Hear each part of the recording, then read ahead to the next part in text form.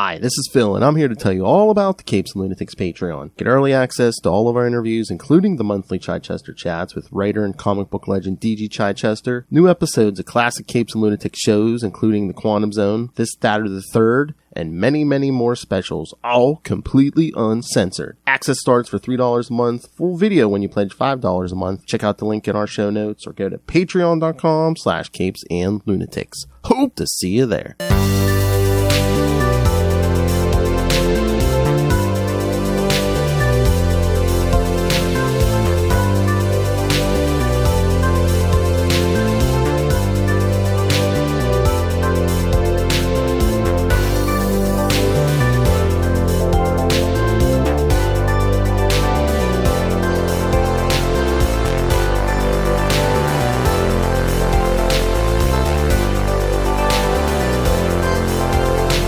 Avast me hearties, and welcome once again to Full Stream Ahead.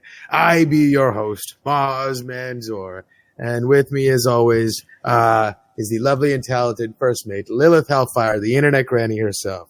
Woo! Yay! Welcome back, kids, to Full Stream Ahead. We're still discussing Loki. We're on season 2, episode 2, Breaking Bread. I was confused because I'm a little dyslexic sometimes. I read that a little too fast. I was like, Bryan Cranston? No. Oh, is it really Breaking Bread? Oh, it is Breaking Bread. This whole time, until just now, I thought the same thing. I was like, episode 2, Breaking Bad. I was like, pretty on the nose, but I was like, I wonder which one is. All right, fair enough.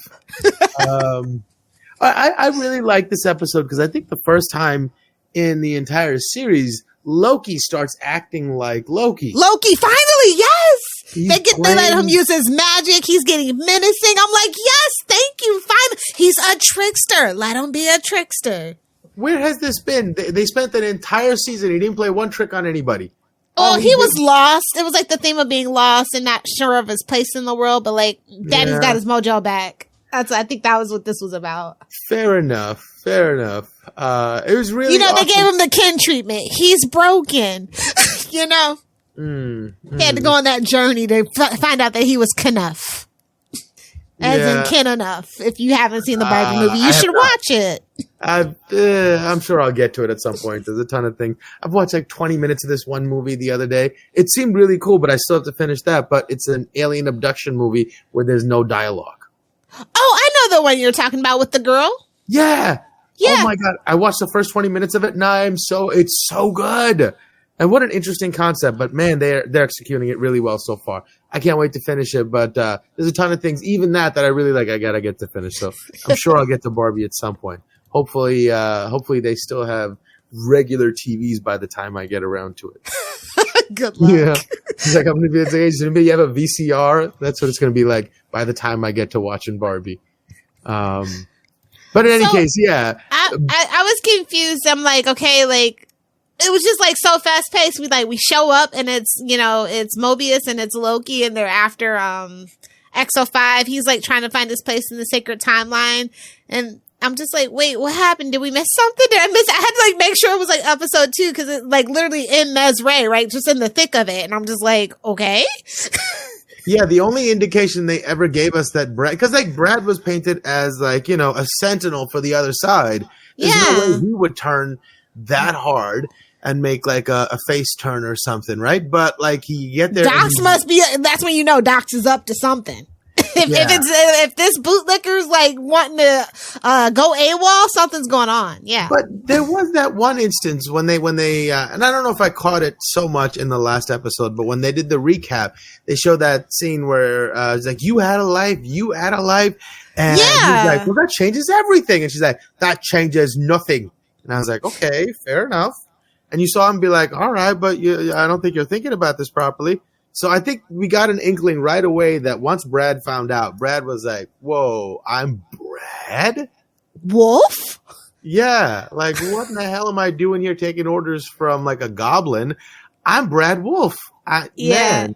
Sacred timeline. He's like, that was my spot in the sacred time. Oh, how dare you? I am robbing an entire generation of the magic of the Zaniac movies. Oh, which is a great Easter egg in and of itself, which we'll get to at the end. But like 1977's London, Chef's kiss. Couldn't pick a better time, better place. Yeah. Especially for somebody defecting, because that's like kind of during the winter of discontent, if you know anything about like history, where it's like all this upheaval for British people, like the working British class trying to get mobility. The only thing I know that line from is Richard III. It opens with, "Now is the winter of our discontent." No, it's an actual thing from recent history. It was kind of along the lines of right along the rise of like the mafia taking hold in New York in the 70s. Like because there was a lot of like political unrest, lack of like social mobility and things like that. That's what caused a lot of it. And so I thought that was just kind of perfect that they would have like plus the movie Zaniac, and it's just like no, I like that. I don't know if I'm putting too much thought into it. No. Yeah. I want to hear more. So what happened? Did people revolt? Did they riot? What happened? Yeah. There's just like a lot going on. Like there's like a lot of political unrest. It was like think Margaret Thatcher. So like she's like shutting down the coal mines. Like they're like people are just doing these huge transitions from like manual labor to like trying to find something else to do for manufacture, because she was shutting down all the manufacturing as well. Wow. That was getting shipped away. And that was around the same time we visited. Yeah. Oh wow! Yeah, that we're in London, cool. So I'm just like, and that's why it looks so like dirty and gritty. If you notice, like to me, that was my connection. Nice. Yeah, again, the only place I know that line from is Shakespeare in Richard III. That's how he opens. Yes. The show. No, that's really cool. But like, so it's really cool. Like he puts all these people around him as Brad is trying to escape. I wish we saw more of that in the last few, but it was kind of cool to see it here. But eventually they do catch him and they bring him in. And I guess what is their point, you think, of just getting him to admit? Oh, no, they need to find Sylvie, right? Yeah, they need to find Sylvie. And how he knows where she is kind of like a throwaway line in and of itself as well. But, hey, a MacGuffin's got a MacGuffin, and we're just going to keep it moving. Yeah.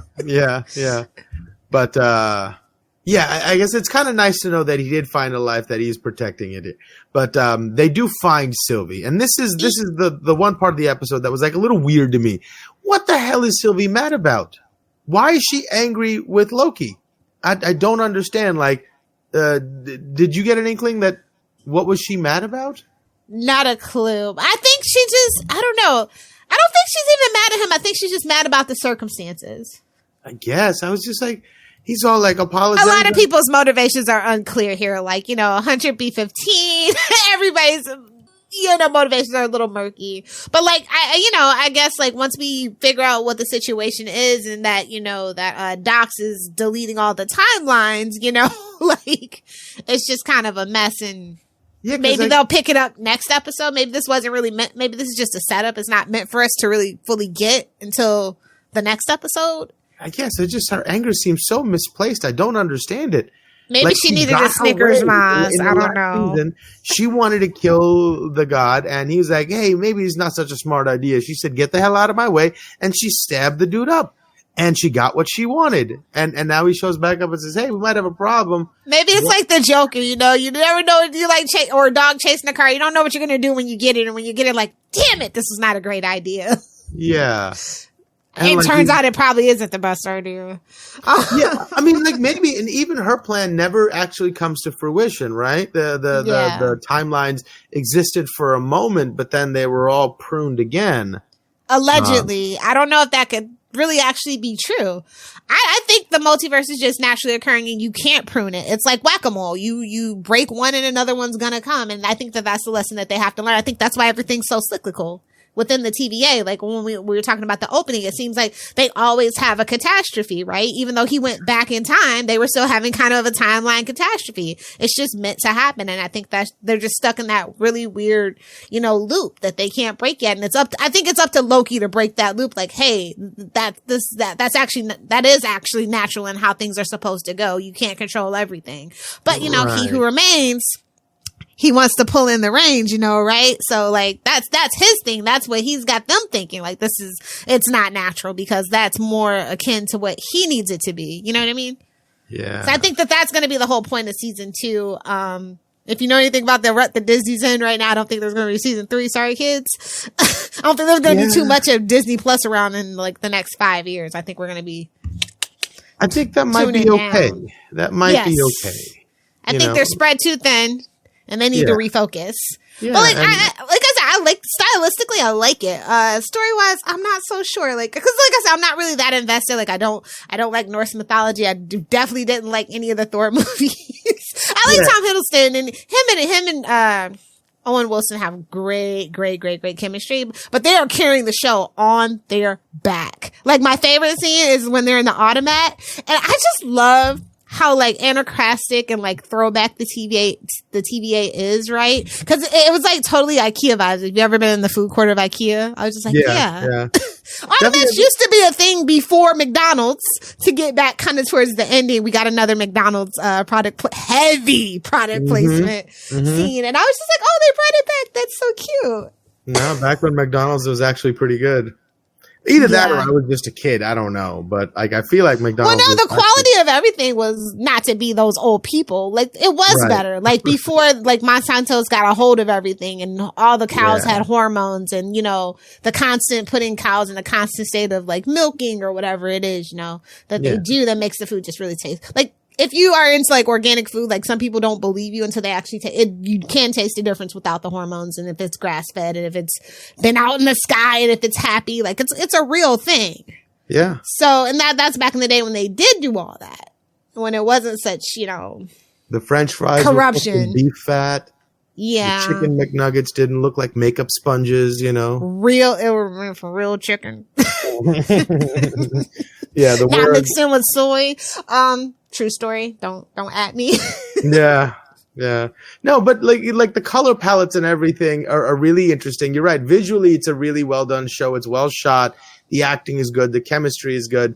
But underneath that all, the storyline seems like a UPN show. Like, it's real simple, straightforward.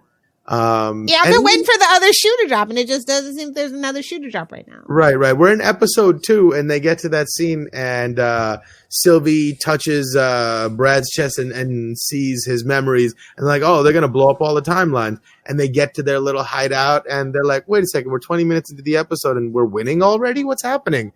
Go Power Rangers. Right. It really felt like a scene like they were beating up the Putty Patrol. Cartwheels, the whole nine. So, but I felt like, okay, they stopped the attack, but turned out they didn't stop anything because it was completely pointless. They got everything they wanted done. But I wonder if you're right, that those branches are just going to start growing back. Yeah, and they did. So my mystery this for this season is, you know, Ravonna Renslayer. Like, I want to know what her deal is. They Casey got access to like that TemPad from X05. Yeah, and they found out like she was getting help from Miss Minutes, and I was like, Miss Minutes is sentient? What is going on? Well, I guess I had missed that. Yeah, and then the previous season, she was like an AI that Kang used as sort of like but like sentient, like it's giving Vision coming. Like, is she gonna be like Vision and get a body at this point? I hope so. That'd be kind of cool because she'd be scary and make it Tara Strong, because that's who voices her. Who voices her? Tara Strong. You know, the voice actress of our generation. Oh, you know, sorry. Harley Quinn and Pinkie Pie. Yeah, that Tara Strong. Oh, okay. Yeah, right on. But yeah, if they give her a body, the world is in trouble. So much trouble. She is evil, and she does not give one flying F at all. I needed more Ouroboros, to be honest. Like, that poor guy, he's just slaving away. And I love the little hallway, right? The little timey-wimey winding hallway that they're using to get there with all the filing cabinets. And I'm like, it's like one side of a Mobius strip, I think, is like kind of the reference, maybe. Interesting. Especially with the line is like, you know, because it's about time travel and stuff too. So when Loki goes, hey, tells Mobius, I think you were in front of me. Like, because they're in this timey-wimey kind of situation. It's just, wow. I thought it was kind of cute. I didn't catch that little pun. That's interesting. Yeah, no, you're right. Like, who's looting who? Exactly. And yeah. The blind leading the blind right now, personally. For real. And the only one who has eyes doesn't want to fight. Yep. That's how it goes, though. But that's that's what we're building up to. Man. So I guess my favorite part, I think this is the first time we see Mobius sort of lose his cool. He's always been like this Phil Jackson Zen kind of, everything's all right. It's going to be fine, And now all of a sudden, this guy gets under his skin. Real bad. He slaps him. Yes, he could have taken a punch, but he slaps him. Like that's even worse. Yeah, you know what they say. It's like why Will Smith, like the open-handed slap to a man, is more disrespectful than punching him. I felt like for him, coming from him, it was more like a fatherly thing, right? Because even when he's angry, I was like, "You're a silly man. You're a silly, silly man," right? Like that's the worst he can bring himself to. So even then, he has like that, like the good neighborhood cop sort of feel to him. Yeah. I'm desperately want to know what his where he was pulled from and what his life is like. And I promise you, it's probably his life was probably so good. Man, and when he makes that point, man, that's like you could see him on the edge of wanting to know what he is, but he's so scared to find out just in case it is good. And now more and more I think about it, I feel like that's him working at the McDonald's. Because it looks too much like a young him. It really does. Yes, it does. It does. After you said that, I was like, man, I can't stop seeing it. And then at the end, when he comes in, walks over and talks to her, I was like, oh my God, no, that's definitely him. I hope that's him. It has to be him. I need it to be like right. That's like the perfect time and place. That's like the perfect time and place for him. Like, it really needs to be him. But they have a nice little talk, and he's like, "Hey, look, man, everybody screws up." Everyone's like, "That was tactical. I can play the heavy hand if I need to." And then finally, he has some pie, and he's like, "Yeah, that wasn't tactical. I flew off the handle a little bit." I'm confused though. So they made it a point that said that Sylvie was in the branch timeline because she does go back to that same branch timeline of Oklahoma. Yeah. But they said all the branch timelines got destroyed. This is what makes me think. What the hell is going on? Right. Or are they trying to convince us? They're not telling the truth. Or are they trying to convince us that that's the one timeline that they did end up saving? Like, that's what I'm talking about. It's like an 18 plot, Yeah. Everything is so super convenient. And then even then, like, you get this little, like, it almost seemed like a waste of time. This interrogation scene. And for those of you who can't see it, I'm doing air quotes. But the gizmo, I was like, yes. I know, but it was I wanted him to be smushed into oblivion personally, but no, I know, but like, I was like, we're so close to doing something cool. You can't take it seriously. It's just like you could see that it was a pantomime. Both of them were so aware that this is like this overly treaded, thing that we're doing. How could you? Anyways, I don't know. It bothered me by how rote it was. I was like, if they would have actually like gone the full Monty, I thought it would have been a little bit cooler of a scene. Yeah. Like at least have it hurt a little bit. But like, and the worst part is the guy playing Brad is such a good actor. So good. And that's like it's like the veneer of really good qualities trying to, put a dye job over a bunch of, tired gray hair, Yeah. Oh yeah. Rafael Casal. Oh my gosh. He's so good. Like people were like kind of wondering, like, is there going to be more to him? Like I remember everybody kind of like buzzing about it when this series premiere happened. Like they're like, I hope there's more. And there was, but I don't think there's any more for him to do, but there was something for him to do. Yeah. He's got that charm to be like a regular reoccurring character. But we only got 6 episodes, and yeah. Well, I mean, that is the blessing and the curse of quote unquote prestige limited series shows and things like that. No, but I think this performance will be very good for him. Like this was not very much to sink your teeth into, and he made it a really, really interesting character. So I hope to see him in more things going forward. But yeah, I mean, like he does, the interrogation works and they take him or with does him. It? Like, is it all just a joke? Is this all just set up? Like by who? Maybe he's in on it with Sylvie. I don't know. Then I don't know. He just seems so genuinely scared. Like he's just so suspicious that she goes back to that timeline. It's suspicious. Yeah. Like, how was it not destroyed? And because even when she leaves, she goes, if it's still there, or something like that. And lo and behold, it is. But all the other ones have been pruned. It'd been nice if they showed that a few others were also left unpruned. That would have been cool. I think that's what, we're going to get to. Like I said, I think that you can't actually prune it. Cause like time is time. It's actual natural thing. It was here before us humans to observe it in some way, shape or form. Right. So who are we to control it? Like even he who remains is, right. He's not a god, no matter what he thinks he in his head. He's technically not. Right. So I don't know. Like I said, like in the first episode, like how they kind of got technical about like black holes and the theories of. So like for me, I'm thinking like maybe there was a point to putting an emphasis on that they can't control it, and everybody has to come to grips with that. Yeah, maybe that's why she went back. Like maybe she's able to go in time, so she went back like a day or two before. And she's just laying on that car at the end, just saying goodbye to the world. And when great song, Janis Joplin, great visual imagery for an end credit scene. Yeah, that was good. It was really good. I'm like, I need more Sylvie though. I'm sorry. Yeah. All of a sudden, that show, like, what was that show on the Peacock channel that we were covering? God, what was it called? Oh, Poker Face. Poker Face. It gave me super Poker Face vibes. When she was sitting on that car and the young kid comes out, she's like, "Hey, is your mom gonna come pick you up?" I almost heard like her voice saying that. we're just fiending for Poker Face at this point. I know. God, can they get this strike over with or whatever the hell, so we can get more half of it's done. They just gotta meet the other half of requirements. So So what's the half that's done so far? What have they accomplished? The actors are still on strike, but the writers are able to have gone back. Most of them that can go back have gone back. So then, didn't the actors only do it in support of the writers? What are they still arguing about? They're still arguing about the use of AI. Like, if you get scanned once, are you going to get paid as residuals and all that stuff? Lord. Yeah. Oh my God. It's a big sticking point right now. Yeah.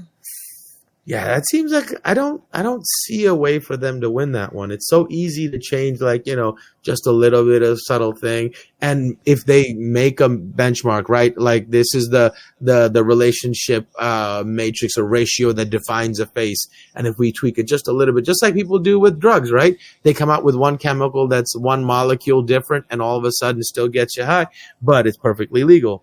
Yeah. So with that, if they can change just enough, it's a hard battle to try to find a legal framework allowing you to fall on because technology is always going to move faster than the law. Yeah. That's just what it is. Yeah. Because there's always some and I'm not even going to say a scumbag. There's always just some person with the full of ingenuity that is trying to find the loopholes, as you should. Yeah. So maybe like, what's the end game here, right? If AI wins everything, like, maybe we find out that we weren't meant to be working, right? That the elites will not go for that. Well, if you're not lining their pockets, you're useless, and then that's going to turn into Soylent Green. So it's like either we eat the rich and cut the internet, or we're just going to have to believe in universal basic income. Up to you. It's your move, guys. I don't care either way. Yeah, they really should be compensating us for our data.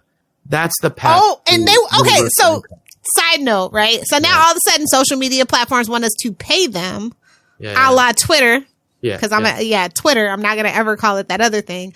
And you want to still scrape my data? Are you out of here? Look, listen, I was okay with being the product. I'll be damned if I pay a social media app to use it. Yeah. Babes, I don't even pay Photoshop to use them, okay? Yeah. So like that's outrageous, right? It should work in the other direction. It's funny the way you said that about Twitter, though. I'm never going to call it X. I'm going to call it Twitter. Maybe like calling it Twitter officially gets him out of some legal trouble, but he wanted to give it such a bad name that people wouldn't adopt it, and they would still continue to call it Twitter, so he could have his cake and eat it too. Get out of whatever legal jam he has for calling it Twitter, calls it something else. It's a new entity, but people will still call it Twitter because it's such a bad name.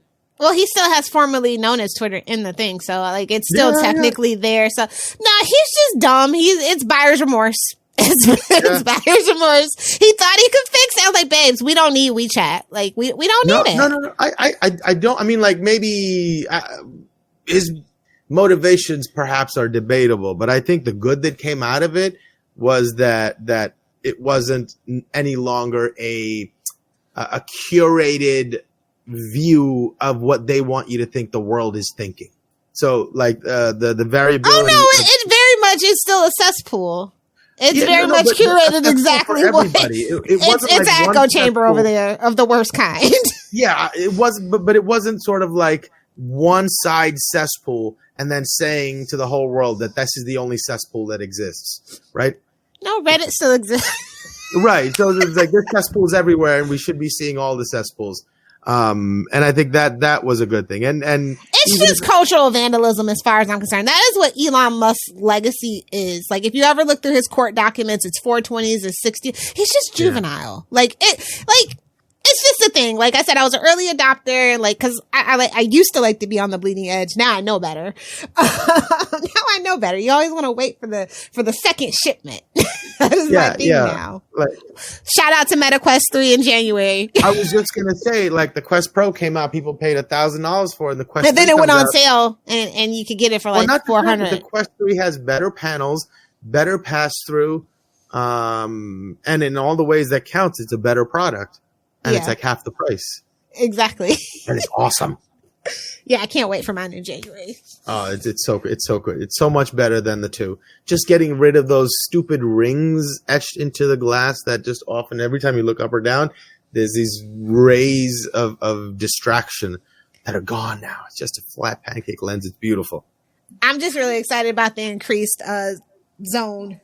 Move around more freely. Yeah, it's not just clear here and blurry out here. Everything's super sharp. So good.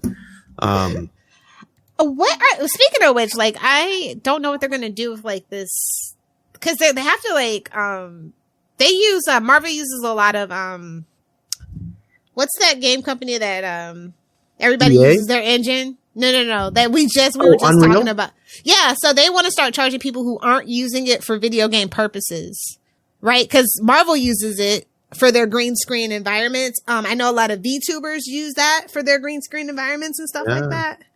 Yeah, so, but at least even with the games, they have it as long as you have under 1 million downloads of your product, they don't charge. Right, but they just like, I mean, if you're not using it for video game purposes, they want to charge you a really astronomical amount, which I agree with. But yeah, Disney's on a budget, babes. The as a stockholder, we are gonna need some. We're kind of letting them know, like, hey man, you're gonna have to cut some corners here. You're gonna have to go back to practical stuff. Something. I'm not mad at that. Or have less projects out there. Well, that's the dream, babes. That's the dream. Like, have less projects, make us care. I mean, this would be a great product if the market wasn't flooded with other product that was so similar. Yeah, shout out to South Park with their take on multiverse. Like, the people are on the multiverse burnout for sure. Yeah. I want to care about one simple thing and develop a relationship with that story. It's just too much to care about. It's just like, okay, no story really matters if there's that many. Yeah, and I think that's really just been the struggle with Disney Plus shows specifically, especially for Loki. Like, it spins out of Thor, which is kind of like the redheaded stepchild of like all the Marvel movies, the franchises that broke out of that, right? Yeah. So, it's like there's too many universes that don't seem connected, other than by trivial relationships based on characters that appeared here and there. But the central narrative seems at odds at times with each other. There's the celestial thing, there's the magic thing, and then there's, the more earthly, there's the cosmic things, and none of them seem to be relying on anything that has anything to do with each other. They don't seem like, it doesn't even seem like there's a hope that they will, coincide at some point. It just seems that's like why I'm so skeptical about the TVA and when they said that's what Loki was going to be about. And I'm just like, huh. Oh, no. But then, it works out because it's like actually a smaller, ironically, it feels like a smaller story than everything else. Like, I mean that in the best way. Like, it's more focused, it's more streamlined. But like right now, I'm still confused. Like, okay, are we supposed to be confused or not? I'm still not sure if I'm supposed to be confused and everything's going to just come together later. Yeah. Well, I mean, I hope so. What is that thing that you think she was looking at when she was on the car at the very end of the episode? She had like some glowing thing in her hand. Did they tell us what that was? I don't think they did. I think that's the new MacGuffin, maybe. Sylvie definitely knows something that we don't. I think it's a specific reason she's in that branch timeline. Yeah, maybe that's what it is. Maybe she's not mad. Maybe she's trying not to. She's deflecting. Yeah, something that makes more sense. Because like, why would you be mad at him? Like, he tried to stop you, but you beat him and you got your way, and it didn't work out. It was probably the wrong decision. Why are you mad at him?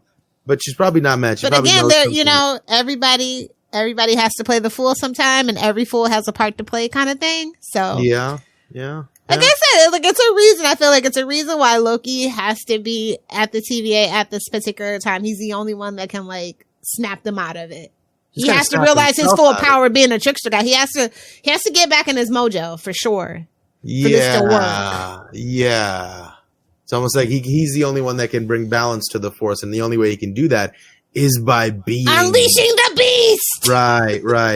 Right. Oh, so like hopefully this series ends up being a celebration of those exact powers. I think so. I think this was a taste, and I'm thinking that's what that's the first breadcrumb. I think. All right. I'm with that. So, well, the second breadcrumb. The first breadcrumb is what he went through with his temporal displacement. Like they'd never seen it before. He was able to survive it. That's the first breadcrumb. Him getting back into his groove of using his powers. That's the second breadcrumb. Now, what's the rest of them? And what dark forest are they leading us into? Hopefully, it's not an oven.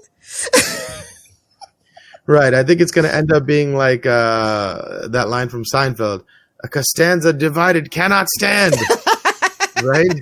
Exactly. The two parts of Loki need to come together and reconcile. Yeah, I think that is what it has to be at the end of the day. So, I did find some Easter eggs though, if you care. Ooh, like what? Okay, the Zaniac movie. So I thought that this was really cute how they weaved it in. So there's an obscure Marvel villain who, of course, is tangentially related to Thor, because that's what they do. Also from the 1980s, which is where Broxton, Oklahoma comes from as well. In that storyline, Zaniac's actually like a swarm of demonic parasites from the dark dimension. And actually, if you saw the first Doctor Strange movie, yeah, that's where that big bad is from. It's tangentially related. So he actually did possess the movie star Brad Wolfe. But then Brad Wolfe in the comics was playing a slasher villain named Zaniac when it happened, and that's how the parasite swarm got its nickname, Zaniac. So it's like super meta, and I really like appreciate. Wow. Yeah, I just looked up. It's like Zaniac. 3 layers of meta, like. Oh, wow, that's intense. What else did you find? What else was there? I think that one was my favorite, and then I'm looking at pictures of Zaniac. Loki mentions the Battle of New York from the first Avengers movie. Yeah. I was so mad at my father, my brother. I held the whole city hostage. Like, all right. Yeah. We've all been there. Yeah, but what a way to trivialize the best thing your franchise has ever done.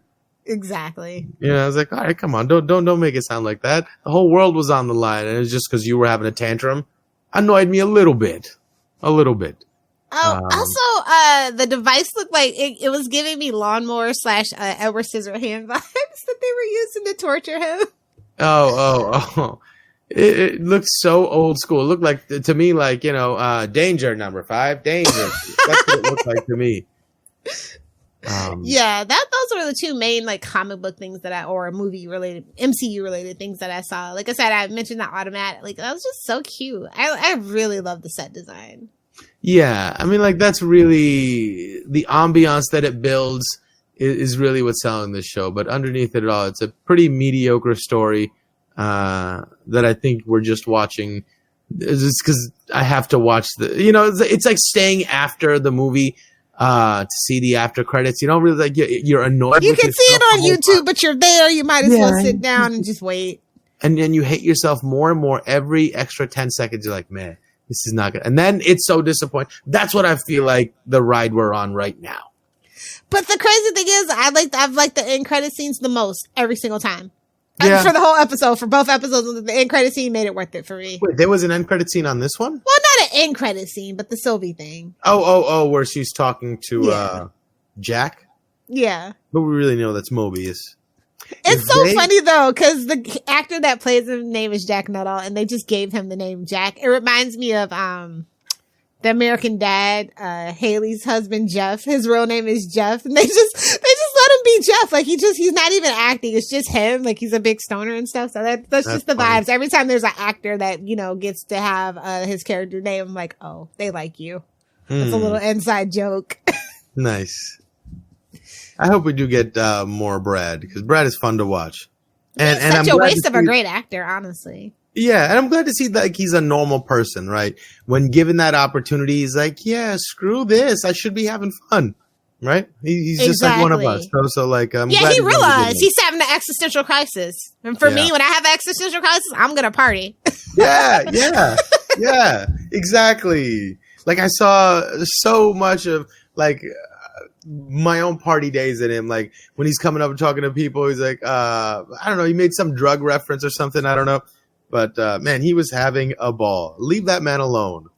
Let him be. Yeah. But I'm excited for next week's episode. It looks like we're going back even further in time to like the late 1800s, and we're gonna probably be focusing on Miss Minutes and Renslayer. So like, I want to know what's up with Renslayer. Like I said, that's my mystery for the season. I want to know what's going on. They said she was a close partner. I'm like, no, that's his mom or that's his wife. One of the two.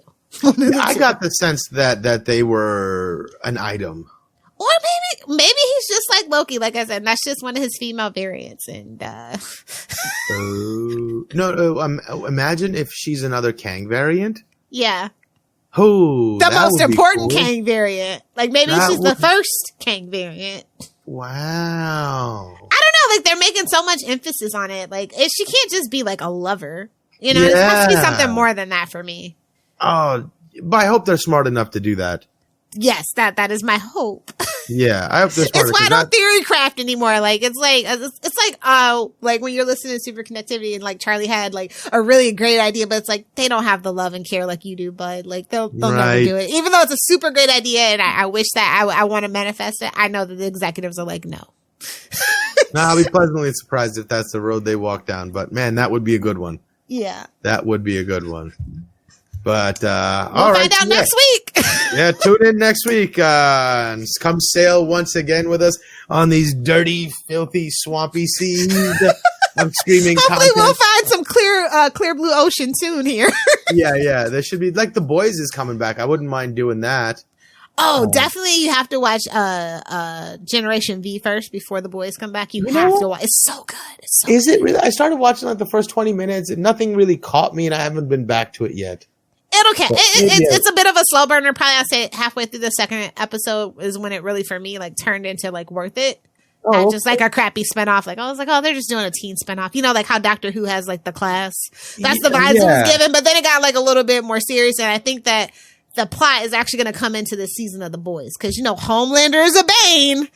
Yeah. we got to find something for Homelander, and I think that is going to definitely tie it. I haven't finished yet. I'm like on episode 4, I think. So yeah, but it's also like the old man in me was like, it's gonna be filled with nothing but like millennial slang and a bunch of whatever. That's Gen Z. She's just not us. Don't get it's not right. I don't know. Like millennials is just like that catch-all derogatory term for young people. It's just become I'm almost 40. I'm not young. Well, yeah, I don't see you as a millennial. Like millennials are the kids that are in college these days. Millennials are like 25, around like give or take 2 or 3 years, around 25. That's a millennial. Perma millennial. I love it. Well, where can they find you if they have some questions or thoughts for you, Mozz? Well, make sure you're over 30 before you email me. But if you would like to have a decent human conversation, you can email me at mozzmanzor@gmail.com or find me on Facebook under Mozz Manzor. Okay, if you want to find us, the podcast on social media, you can find us on Twitter at FSA Podcast. You can give us an email at CapesandLunatics@gmail.com. You can call the voicemail 614-382-2727. That's 614-382-CAPES. And then you can also, 30 Capes. You can also find us on twospace.io at Capes and Lunatics Podcast Network. And as for me, if you want to hang out with the internet's favorite granny, you can find me on Facebook, friend me, Lilith Hellfire, or you can find me on Threads or Instagram at your favorite internet granny, GRANNIE. All in the show notes. All right, you filthy landlubbers. Join us again next time as we sail once again full stream ahead. Yarg.